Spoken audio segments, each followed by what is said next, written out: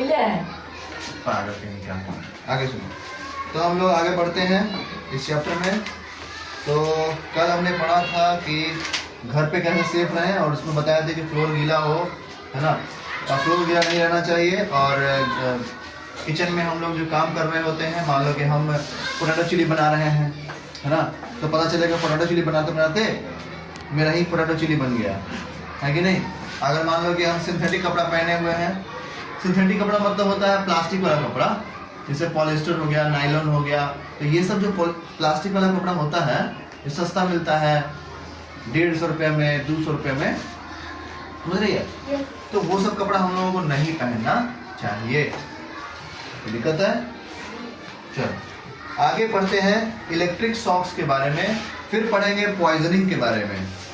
तो electric shocks, कि कभी भी हम लोगों को गीले हाथों से प्लग नहीं लगाना चाहिए, बटन नहीं दबाना चाहिए, मतलब इलेक्ट्रिसिटी का सामान नहीं छूना चाहिए। अगर कोई बोलता है, मान लो कोई अभी अभी हाथ धो के आया और हाथ धोने के बाद बोल दिया थोड़ा पंखा का बटन दबा देते, नहीं दबाना है। जब दबाना है तो अच्छे से पोंछ करके तब दबाना है, नहीं तो जो पानी है, अगर मान लो कि तुम दबाने गया और एक बूंद तुम्हारे हाथ से पानी स्विच में चला गया, ठीक है, तो उससे क्या होगा, करंट तुम्हारे हाथ से पहुंचेगा और तुमको बहुत खराब झटका लगेगा, बहुत बड़ा झटका लगेगा, है असल में। तो गीले हाथों से इलेक्ट्रिसिटी का कोई भी काम नहीं करना चाहिए। और जब भी कोई इलेक्ट्रिसिटी का काम करना है, जैसे पंखा मान लो कि हमको उसका तार सही करना है, तो सारा स्विच वगैरह बंद कर देना है और वो जो होता है ना एमसीबी, वो गिरा देना है, करंट का कनेक्शन खत्म कर देना है। तब जाकर के चप्पल पहन करके, मतलब सिंथेटिक जूता पहन करके, चप्पल पहन करके, ठीक है, और उसके ऊपर मतलब चेयर के ऊपर खड़े हैं या जो भी, तो जूता पहन लेना चाहिए, पहन करके ही अपना काम करना चाहिए। अगर हम बिना जूता चप्पल के अगर काम करते हैं तो क्या होता है, धरती हमारे पैर से अगर कनेक्ट होगा तो हमको करंट पक्का है कि मार देगा, समझा रहा बात, पक्का है कि मार देगा।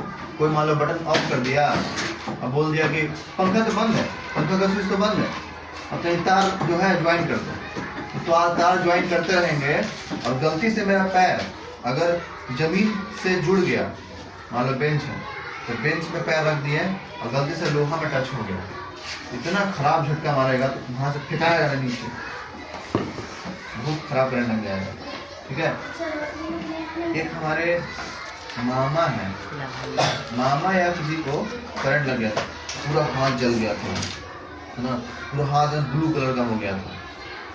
कभी देखा किसी को करंट लगा हुआ, पूरा हाथ जल जाता है, काटा गया था किसको,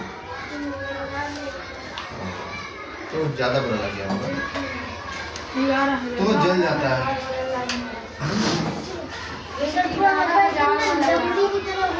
अरे पूरा सूख जाता है, पूरा खून पाया था ना।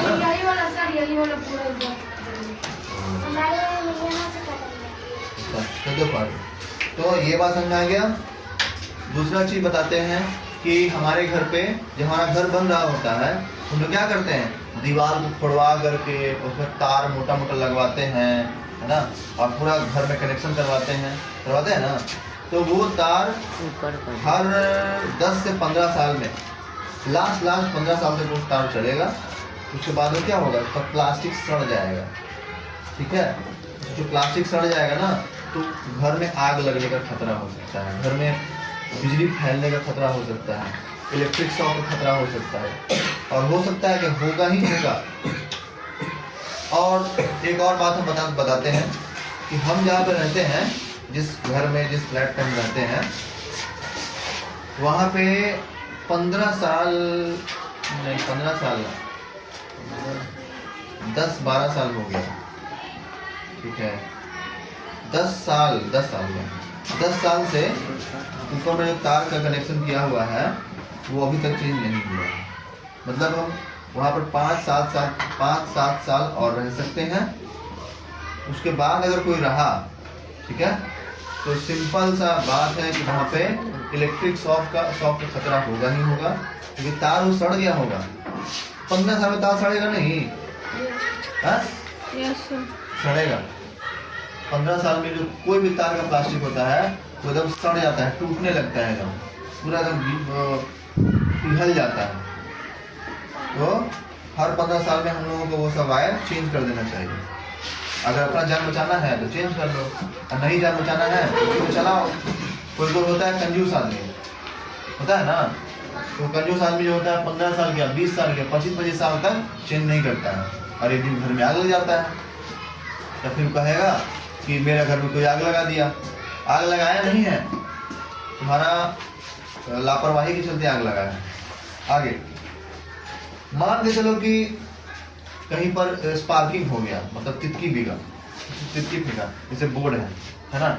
अब आराम से हम पढ़ा रहे हैं, और तुम्हारी चिप चिप बुम से किया, ठीक है, और जब उसको आग लग गया तो क्या करेंगे? पहले क्या करेंगे? उसको बुझाएंगे नहीं? पहले बुझाएंगे नहीं, सबसे पहले वहां दौड़ के जाएंगे, वहां का जो मेन प्लग है, हाँ, पूरा कनेक्शन वहां से हटा देंगे, मेन स्विच ऑफ कर देंगे, ताकि वहां से करंट आना बंद हो जाए। और एक बार अगर करंट आना बंद हो गया तो हाथ से भी हम तार को काट सकते हैं, है ना, कैंची लेकर तारे काट देंगे, समझा रहे बात? तो बोर्ड तो मेरा जल ही रहा है, कम से कम पूरा तार जो है ना वो बच जाएगा, ठीक है। और उसके बाद हम उस पर पानी डाल के बुझाएं, या फिर एक आता है ना लाल सिलेंडर, फायर एक्सटिंग्विशर, उससे जलाएं, उससे मतलब बुझाएं, ठीक है। किसी से भी बुझा सकते हैं, लेकिन पहले या तो कपड़ा से बुझाएं, गीला कपड़ा से या जो भी, लेकिन सबसे पहले हमको मेन स्विच ऑफ करना होगा, तभी ये काम करना है। नहीं तो अगर पानी डालें, ठीक है, तो पता चलेगा पानी से कनेक्शन आ गया और सबको करंट लग गया, सबको करंट लगेगा एक साथ। देखो बेंच क्या का बना हुआ, लोहा का बना हुआ है, तो पानी अगर फैलेगा, पानी अगर फैलेगा और है ना, तो सारा पानी का कनेक्शन, करंट का कनेक्शन पानी से ट्रैवल करके पूरे बेंच में फैलेगा। आज पता नहीं क्या क्या बता रहा है।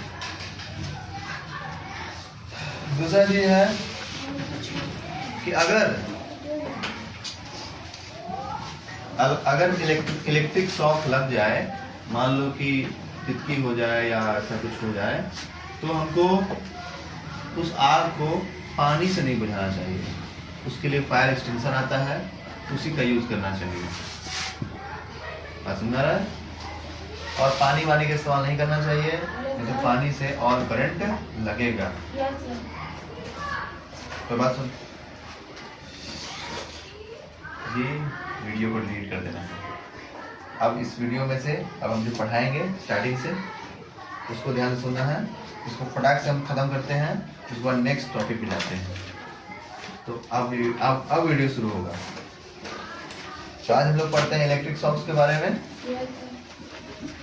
कि अगर मान के चलो कि इलेक्ट्रिक शॉक लग जाए किसी को, है ना, तो कट तो आज हम लोग पढ़ते हैं इलेक्ट्रिक शॉक के बारे में, क्योंकि घर में हम लोग के घर में बिजली आता ही है, तो कभी भी स्पार्किंग हो सकता है, कभी भी कुछ भी हो सकता है। तो क्या क्या करना चाहिए, क्या नहीं करना चाहिए, वो यहाँ लिखा हुआ है। तो पहला लिखा हुआ है कि गीले हाथों से हम लोगों को कोई भी इलेक्ट्रिक इक्विपमेंट को नहीं छूना चाहिए, ना ही इलेक्ट्रिसिटी वाला कोई काम करना चाहिए। दूसरा बात है कि अगर वायरिंग पुराना हो गया है उसको चेंज कर दीजिए, और पुराना 15 साल में होता है। 15 साल में अगर कुछ रुपया लगता है तो लगा लेंगे, जिससे कि घर में आग नहीं लगेगा, घर में आग लगने का खतरा नहीं होगा, ठीक है। नेक्स्ट है, अगर मान लो स्पार्किंग होता है, बोर्ड पे आग लग जाता है, करंट दिखाई देता है, मतलब तितकी दिखाई दे रहा है, तो उस समय सबसे पहले जाकर के मेन स्विच ऑफ करना है, उसके बाद फायर एक्सटिंग्विशर लेकर के उस आग को बुझाना है, या कपड़ा लेकर के उसको बुझाना है। लेकिन बिना स्विच को ऑफ करे, मेन स्विच को ध्यान रखना है, बिना मेन स्विच को ऑफ करे ये वाला स्विच भी बंद नहीं करना है, ठीक है। मान लो टीवी लगा हुआ है, फ्रिज लगा हुआ है, आराम से टीवी देख रहे हैं, फ्रिज चालू है, और एक के बार क्या हुआ, स्पार्किंग हुआ, ठीक है, स्पार्किंग हुआ, तो क्या आदमी डर से क्या करता है, सबसे पहले टीवी बचाने के लिए, फ्रिज बचाने के लिए उसका प्लग खींचता है ना। गलत तरीका है। सबसे पहले जा करके मेन स्विच ऑफ करना है, ताकि प्लग खींचते समय भी करंट मार सकता है। मान लो प्लग पकड़े जैसे ही अब खींचने का किए ना, तो क्या होगा, करंट मार दिया जोर से, तो फ्रिज तो जाएगा ही, फ्रिज तो एकदम जेबे करेगा, ठीक है। फ्रिज चला जाएगा, टीवी चला जाएगा, लेकिन अगर किसी का जान चला गया तो वो वापस नहीं आएगा। फ्रिज चला गया, चलो नया आ गया, टीवी चला गया, चलो नया आ गया। बन भी सकता है फ्रिज, बन भी सकता है टीवी। अच्छा, टीवी में मान लो कि स्पार्किंग हो गया, ठीक है, मान लो उसमें इलेक्ट्रिक शॉक लग गया, मतलब तो टीवी का क्या खराब होगा, अंदर का जो बोर्ड होता है ना, बस वो खराब होगा। उसमें कितना रुपए लगेगा, मात्र 2 से 3 हजार रुपया, ठीक।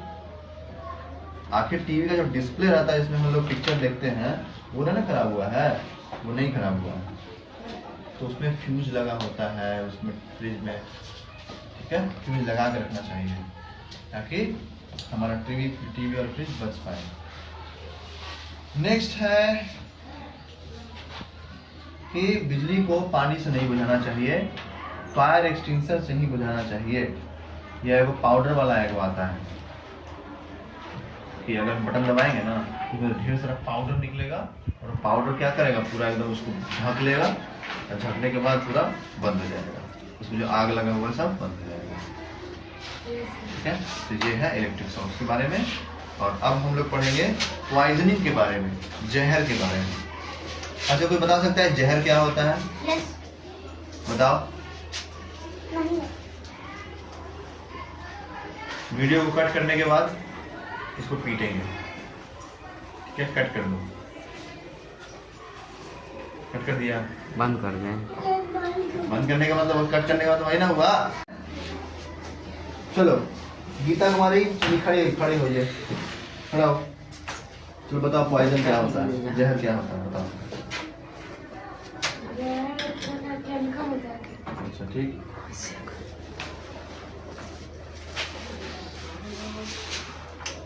वो शरीर के अंदर जाकर जो शरीर का पूरा जो अंग होता है ना, उसको खराब कर देता है। अच्छा बताओ कि दूध जहर बन सकता है कि नहीं?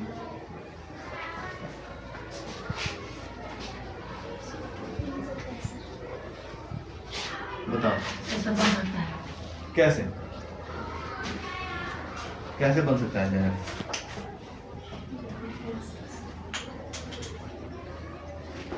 बैठ जाओ, हाँ बोलो, मनीषा बोलेगी, चलो बोलो। सर जब उसमें छिपकली गिरेगा तो जहर बन जाएगा। बैठो देखो, सबसे पहले समझो कि जहर क्या होता है। The real meaning of poison is, जहर का असली मतलब होता है ऐसा चीज जो हमारे शरीर के अंदर जाए। मान लो कोई खा गया या कोई लगा लिया, है ना, या मान लो भुका गया, तो ऐसा चीज जो हमारे शरीर को सहन नहीं हो पाएगा, हमारे शरीर को सहन नहीं हो पाएगा, ठीक है। अगर मान लो किसी आदमी को इतना सा जहर दे देंगे, इतना सा जहर दे देंगे, मान लो चूहा मारने वाला दवाई है, तो चूहा मारने वाला दवाई को इतना सा दूध मिला के आपको दे देंगे, लो पियो। हाँ, उल्टी होगा और उसको तबीयत खराब हो जाएगा, लेकिन वो बच जाएगा, ठीक है। अगर थोड़ा सा और बढ़ा के दे तो क्या होगा, हालत खराब हो जाएगा, मरे वाला है, लेकिन मरेगा नहीं, अस्पताल लेके जाएंगे, ठीक है ना, उसका कुछ इलाज होगा, मतलब दवाई इंजेक्शन दिया जाएगा, डॉक्टर क्या बोलेगा कि हाँ नहीं, इनको फूड पॉइजनिंग हुआ है। क्या बोला जाएगा? फूड पॉइजनिंग हुआ है। मतलब फूड पॉइजनिंग का मतलब होता है खाना ही जहर बन गया है इनके लिए, मतलब कि सड़ा हुआ खाना इनको मिल गया होगा, इसीलिए। लेकिन असली बात क्या था, हम थोड़ा सा जहर दे दिए, ठीक है ना। अब दूसरी बात यह है कि खाना भी डॉक्टर क्या बोला, फूड पॉइजनिंग। फूड पॉइजनिंग मतलब कि खाना ही इनके लिए जहर बन गया है, तो ऐसा हो सकता है, बिल्कुल खाना ही जहर बन सकता है। अगर मान लो सड़ा हुआ दाल किसी को खिला दें, ठीक है, मान लो 10 दिन का सड़ा हुआ दाल, ठीक है, उसको खिला दें, ठीक, तो क्या होगा, उसके लिए वो जहर है और वो 1 से 2 दिन में फिनिश हो जाएगा, खत्म हो जाएगा। और तो बोलेगा कि फूड पॉइजनिंग है, ठीक है। और अगर फूड पॉइजनिंग कब कहते हैं, जब खाना सड़ गया, सड़ा हुआ खाना खिला दिए, है ना, और वो खा करके बीमार पड़ गया, बच गया, तब। अब मान लो चलो कि मर गया तो बोलेंगे फूड पॉइजनिंग से मर गया। लेकिन अगर मतलब 50-60 दिन का दाल, सड़ा हुआ दाल उसको खिला दिया, ले खा, और मर गया, तो डॉक्टर सीधे बोलेगा कि फूड पॉइजनिंग नहीं है बाबू, ये पॉइजन है, जहर है। जहर खाने से भी बन सकता है। तो ऐसा चीज जो हमारे शरीर को नुकसान देता है उसको पॉइजन बोलते हैं।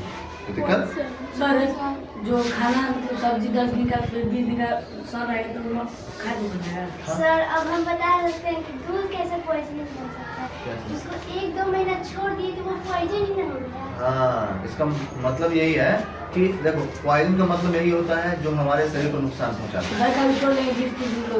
कोई भी चीज, कोई भी खाना जो हमारे शरीर को नुकसान पहुंचाता है वो जहर है, तो दिक्कत है।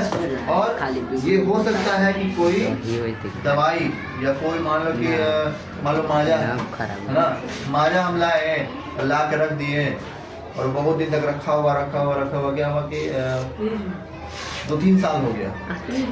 2-3 साल के बाद एगो बच्चा आया, माजा रखा हुआ, निकाला, पी गया, क्या होगा, खेल खत्म हो जाएगा उसका, है ना। तो क्या हुआ, फूड पॉइजनिंग हुआ। जिसका एक्सपायरी डेट पार कर गया हो वो जहर हो सकता है, ठीक है। एक्सपायरी डेट दाल के ही पार हो सकता है। दाल के एक्सपायरी डेट क्या होता है, दाल बनाए 1 से 2 दिन चलेगा, उसके बाद खत्म हो जाएगा, तो क्या हो गया, पॉइजन बन गया, फिर सर फायर कर रहा है। आगे सुनो, कभी भी बिना पूछे, बिना डॉक्टर की सलाह के दवाई नहीं खाना चाहिए। कोई भी दवाई अगर तुमको एकदम पता है तब पर भी सोच समझ के खाना चाहिए।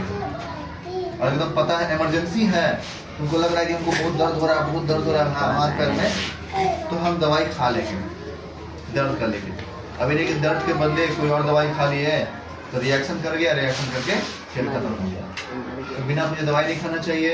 और दवाई वगैरह जो है नीचे नहीं छोड़ना चाहिए, बच्चा चॉकलेट समझ के खा सकता है, ठीक है। और लास्ट में ये लिख दिया कि कभी भी बासी खाना नहीं खाना चाहिए। मतलब बासी खाना ठीक है, लेकिन बासी खाना के अगला दिन जो खाना होता है, मतलब जो 2-3 दिन का, 4 दिन का, 5 दिन का हो गया, तो वो नहीं खाना चाहिए, क्योंकि उसमें बैक्टीरिया आने लगता है, उसमें कीटाणु आने लगता है। इसके चलते वो उसमें कीटाणु अगर हम लोग इंटेक कर लेते हैं, खा लेते हैं, तो हमें फूड पॉइजनिंग हो सकता है और हमारी तबीयत खराब हो सकती है, बिगड़ सकती है और लाखों का नुकसान हो सकता है। सर फोन है, सर फोन आ रहा है, संजीव अभी आया है।